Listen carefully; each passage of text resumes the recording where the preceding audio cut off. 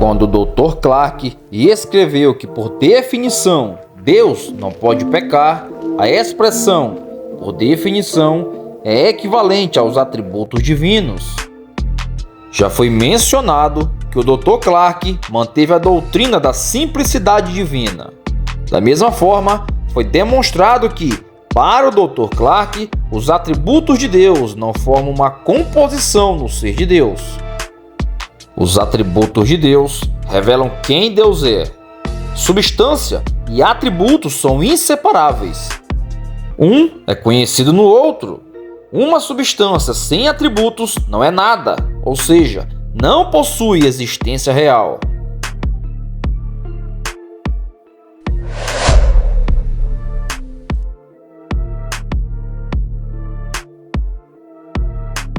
Ao comentar sobre a doutrina da simplicidade divina, Hermann Bavinck assevera: essa doutrina da simplicidade de Deus foi o meio pelo qual a teologia cristã se afastou do perigo de separar os atributos de Deus de sua essência e torná-lo mais ou menos independentes e opostos à sua essência.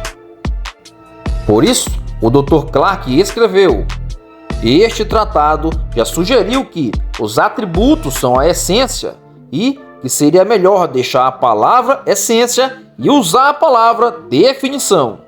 Os atributos constituem a definição de Deus. Assim, quando o Dr. Clarke diz que, por definição, Deus não pode pecar, isso equivale a dizer que, em virtude de Deus ser quem Ele é, e segue-se que Ele não pode pecar. Ou, para dizer de outro modo, os atributos de Deus são, por assim dizer, sua própria essência. E Deus não é somente onipotente, Ele também é justo e santo.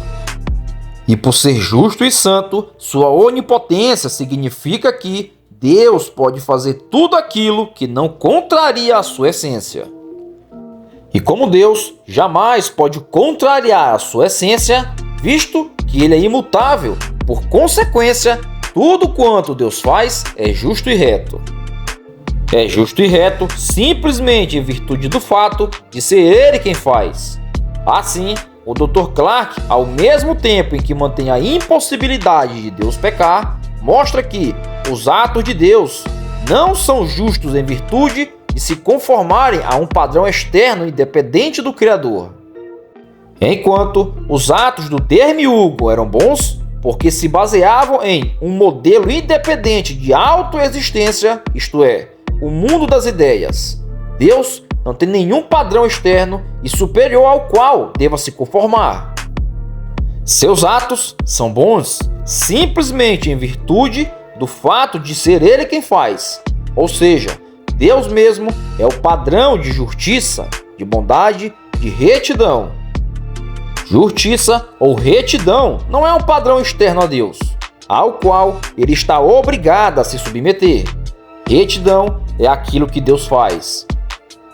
Assim, dizer que Deus é ex-lex não significa dizer que Deus age sem referência a qualquer padrão, podendo inclusive pecar ou cometer injustiça. De fato, sua ação não tem como referência um padrão externo. Mas isso não significa ausência de padrão. Embora não haja nenhum padrão superior e externo a Deus, Ele mesmo constitui o padrão de sua ação.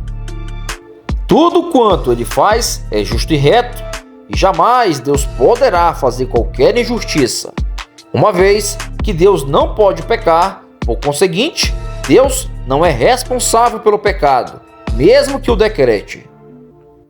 Isso tem reflexo sobre o locus da ética no sistema. Para Platão, a justiça faz parte de um mundo inteligível, autoexistente e independente do demiurgo. Assim, a ética deve anteceder a teologia e Deus deve se submeter a esse padrão externo. A ética é base para a teologia. Deus não é o padrão de julgamento. Ele deve ser julgado a partir de um padrão exterior, devendo seus atos serem limitados por esse padrão. Por isso que Kierkegaard conclui que a ordem de Deus para que Abraão sacrificasse Isaque era antiética. Para o cristianismo, o locus da ética é distinto. A ética não é base para a teologia.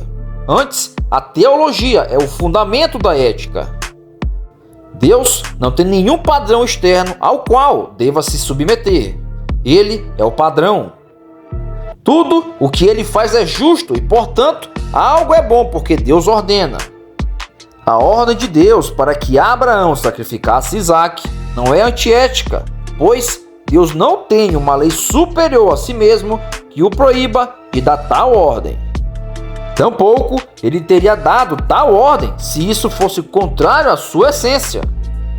Mas, em virtude de ser quem ele é e tudo o que ele faz é justo, consequentemente, Abraão considerou justo a ordem para matar seu filho inocente.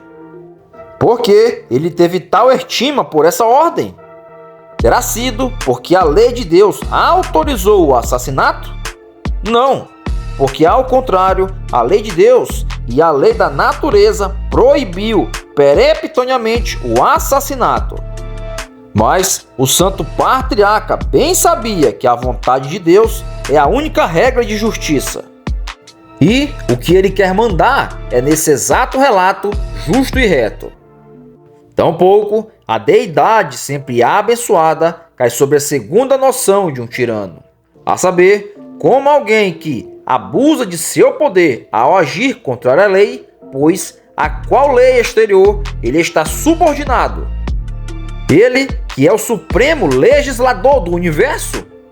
As leis promulgadas por ele são projetadas para a regra de nossa conduta, não da sua conduta. Aqui, Sanchos ecoou o próprio Calvino ao alegar que a vontade de Deus é a única regra de justiça. Se refletirem sobre quão grande improbidade é meramente indagar as causas da vontade divina, quando ela mesma é a causa de tudo quanto existe, e com razão deve ser assim. Ora, se houvesse algo que fosse a causa da vontade de Deus, seria preciso que fosse anterior, e que estivesse atada a tal causa, o que não é procedente imaginar-se. Pois a vontade de Deus é a tal ponto a suprema regra de justiça, que tudo quanto queira, uma vez que o queira, tem de ser justo. Quando, pois, se pergunta por que o Senhor agiu assim, há de responder-se que, por quê? Porque o Senhor o quis. Porque, se prossigas além, indagando, porque ele o quis, buscais algo maior e mais elevado que a vontade de Deus, o que não se pode achar. Logo, não é próprio da teologia cristã imaginar um padrão externo para servir como causa da vontade divina. E também é impróprio supor que a vontade de Deus é antecedida pela essência divina. Ora, já foi afirmado que Deus não é um ser composto. Dessa forma, a vontade de Deus não é algo à parte da essência divina. Portanto, querer postular que a essência divina é antecedente à vontade divina é cair no erro de conceber composição em um ser simples. Assim, dizer que a vontade de Deus é a suprema regra de justiça é reconhecer que a vontade divina é indissociável de sua essência. Repita-se, portanto, que a ética não antecede a teologia. A teologia é o fundamento da ética. Permita-se aqui fornecer uma citação mais extensa para mostrar que tal é o posicionamento de Dr. Gordon Clark. Deus não é somente o criador do universo físico, não é somente o governador e juiz dos homens, é também o legislador moral. É a sua vontade que estabelece a distinção entre o certo e o errado, entre a justiça e a injustiça. É a sua vontade que prescreve as normas para a justa conduta. Por alguma razão peculiar, as pessoas hesitam em aplicar o mesmo princípio de soberania na esfera da ética, sim, da ética ordinária. Em vez de reconhecer Deus como soberano na moral, elas pretendem sujeitá-la a alguma lei ética independente e superior. Uma lei que satisfaz as suas opiniões pecaminosas acerca do certo ou do errado. Deus é soberano. Tudo quanto ele faz é justo. Exatamente por esta razão, porque ele o faz. Calvino rejeitou a visão do universo que produz leis de justiça ou de evolução, em lugar de um legislador supremo.